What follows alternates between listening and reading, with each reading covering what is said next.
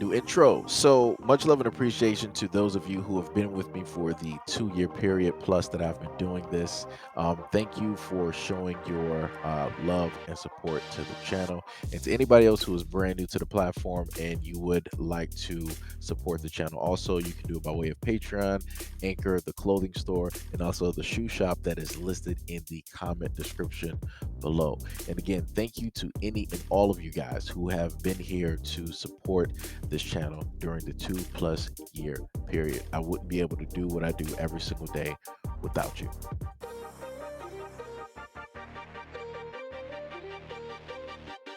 Hear me clearly. America is not a racist country. We need to address, well, first of all, no, I don't think America is a racist country. Hey guys, look, I just wanted to tap in really quick. I just got this feeling, man, that this summer is, it's about to be a white boy summer. You know, take it how you want. Jason DJ Kid Pope, who was indicted on 19 charges in connection with HTC in Florence, has filed a motion for a jury trial to begin hearing. The motions were filed earlier this month. Pope has been jailed since his arrest last August in Florence County. Attorneys with the South Carolina Attorney General's office stated that during Pope's initial trial hearing last August in Florence that he is a very dangerous person. The warrant states that Pope recruited women and underage persons and had intercourse with them on various occasions between September 2017 and July of 2019, providing the victims with money and gifts in exchange. They also stated that he held some of them against their wills in Darlington and Florence in order to have them perform acts. The warrant stated that Pope knew some of the victims that were under the age of 18, although they did not specify if any of the women were held against their wills were underage at the time. The additional accusations are included in the incident and supplemental reports obtained through the Freedom of Information Act request. When asked for all the incident reports involving Pope from police, no matter how he was involved, the Florence County Sheriff's Office provided 14 incidences ranging from December of 2011 through April of 2019. Pope was listed as a subject or a suspect in nine of the incidents and the complaints, or victim in 4. He was involved in one of them as a third party. 5 of the 9 reports where Pope was listed as a subject were intercourse related. Only one, filed on Christmas Eve of 2011, involved an adult woman. In them, he was accused of sending her adult material. The first of the 4, including underage persons, shortly before that of December 4th of 2011. The report also states that underage persons walked into a hospital and told doctors that they had unprotected intercourse with Pope. The underage persons told police that Pope had given them marijuana and money in exchange for intercourse. An investigator was also called to the scene, but the public portion of the report ends there. The next time a intercourse-related allegation emerged was 6 years later. On December 13th of 2017, a report was filed after an underage person called deputies and threatened to take their own life. She told officers Pope had been paying her for intercourse and blackmailing her into performing additional acts. At the time, she told deputies that she had cut off contact with Pope for about 2 weeks, during which he had been spreading information about her on social media. She also told police that Pope had repeatedly paid underage persons for intercourse and filmed the encounters. She went on to say that he recruited girls by handing out flyers promoting his DJ work and then bribed them. 6 months later, a Florence mother called deputies and stated that Pope was luring underage persons on Facebook and Snapchat with promises of prizes. She told them that he had been communicating with her daughter. The most explosive of the reports came just days later when a female family member of Pope contacted deputies and stated that Pope was having intercourse with underage persons. According to the incident report, the family member told deputies that Pope had been paying them for intercourse and posted about it on social media. She also stated that it had happened for a long period of time but had recently been getting worse. She then told officers that she had screenshots of adult material posted and stated that she personally knew some of the man's victims and her friends were harassing her about Pope's behavior. She also told them that she had thought about also taking her life if something wasn't done. She later stated that she told officials that Pope would then send her explicit messages and when they met, and he would hug her in a non-family manner. Deputies stated that the tipster's mother was also present for the interview and was, quote, concerned for the situation for quite some time. Deputies stated that they reviewed some of the messages and confirmed that they were adult content. An investigator later wrote that the two other family members could also be considered victims because they were connected on social media with Pope, who posted the videos and pictures for others to see. Deputies stated that they reviewed some of the messages and confirmed that they were adult in nature. An investigator later wrote that the two other family members could be considered victims because they were connected on social media with Pope, who then posted the adult material, and they also modified and quoted to protect the potential victim's identity. The more recent 3 reports fall within the current investigation time frame. It's unclear why it took more than a year for Pope to be arrested after the accusations surfaced. The non-intercourse related reports generated by Sheriff's Office were also for various other incidents. According to one report, Pope was arrested after deputies discovered marijuana and large sums of cash in his home. In another, Pope was accused of following his ex-girlfriend. Pope also called deputies several times after his home and car were broken into. In one incident, he stated that $500 had been taken out from his car. According to the reports, the last time Pope called police was back in 2017. A SLED background check shows his record actually starting back in 1995 with a conviction of impersonating a police officer. In 1996, he was convicted of promoting a streetwalker who was an underage person and was sentenced to jail, but that time was suspended.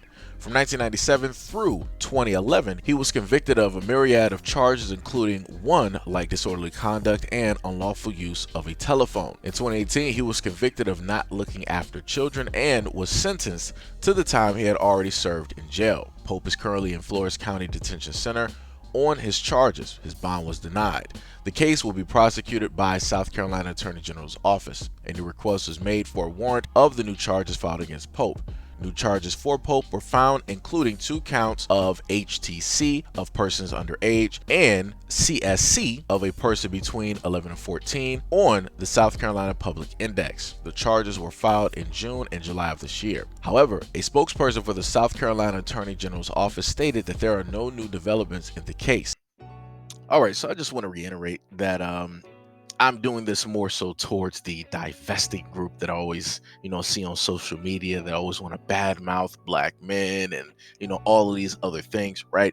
And, I always wonder whenever, they happen to talk about black men negatively in a negative light, why is it that stories like this never come from their mouths? Why is it they never focus on these types of men, which they always say are better than black men? And this is the reason that they date, outside, because they will be treated a certain type of way. They'll be treated like the queens that they should be treated, and they'll be valued and they'll be taken care of, and they'll make sure to treat him like a king because he deserves it, and black men don't, because black men do so many horrid and violent and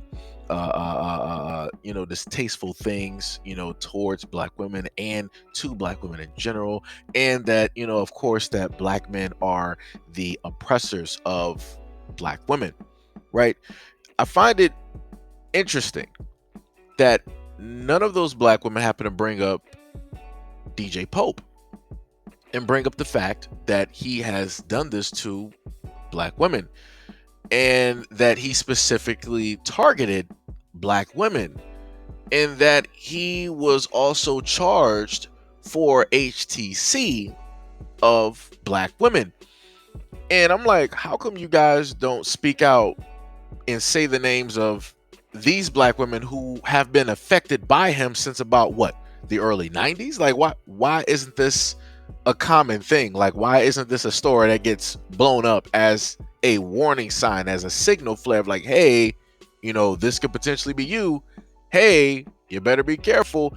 Hey, look at what happened, right? Because I went through the pictures that he has of black women, right? And he was ecstatic, happy, The black women were just laughing and smiling, doing all types of poses. He had his hands everywhere and all of this other stuff.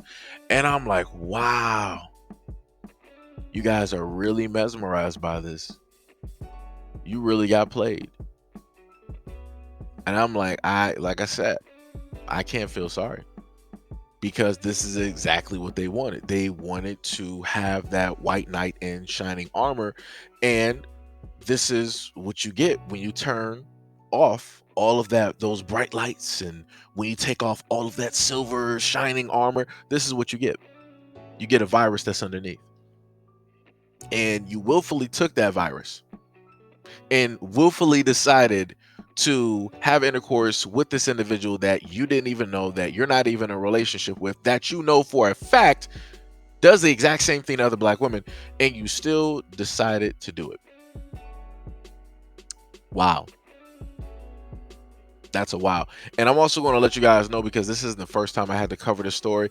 The 693 body count, it's not even that. It's more so in the thousands. So yeah. So like I said, you unbeknownst to a lot of black women out here during that time frame, they ended up getting infected. And then more than likely, once they got treated a certain type of way or used up by him, they proceeded to then go back to black men, or maybe go back and start seeing other black women.